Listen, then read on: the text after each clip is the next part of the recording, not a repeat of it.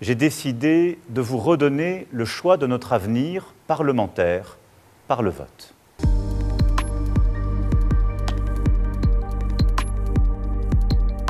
En 2022, on était à 47,5% de participation. En 2017, c'était à peine plus.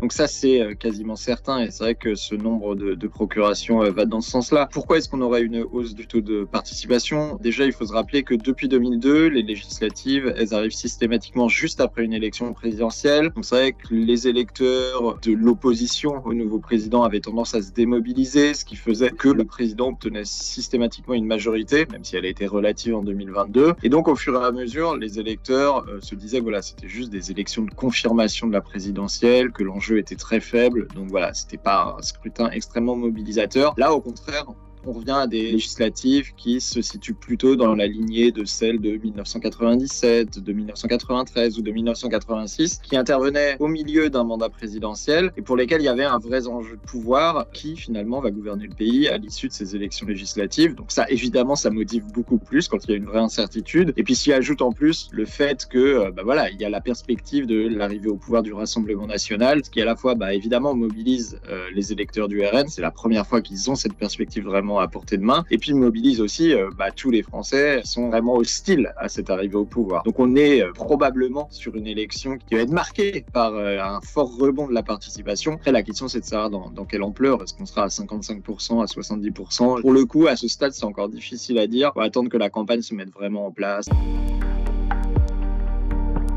Le paradoxe, c'est que d'un côté, elle pourrait être défavorable au Rassemblement national au premier tour, mais elle pourrait lui être favorable au deuxième tour. Si on regarde ce qui s'est passé aux européennes, on voit que les électeurs de Marine Le Pen, c'était les plus mobilisés. Il y a 60% des électeurs de Le Pen à la présidentielle qui sont allés voter aux européennes, contre 54% des électeurs de Macron, 53% des électeurs de Mélenchon, si je prends les trois principaux candidats des présidentielles de 2022. Ce qui veut dire que mécaniquement, si la participation augmente, Marine Le Pen, elle a quand même un peu moins de réserve de voix parmi les abstentionnistes de ces élections européennes. Donc, ça pourrait lui être défavorable. Je pense pas que ça soit très défavorable au Rassemblement national. C'est vrai que c'est un élément qui pourrait lui coûter un point et demi potentiellement, même si, comme je le disais tout à l'heure, de toute manière, l'enjeu est très fort. Il est très fort pour les électeurs du RN, pour les électeurs de gauche, pour les électeurs macronistes. Donc, il y aura sans doute pas de participation très différentielle entre ces camps. Il y aura pas un camp qui va être très pénalisé par une abstention plus forte de ces électeurs. Mais ça peut quand même jouer à la marge en défaveur du RN.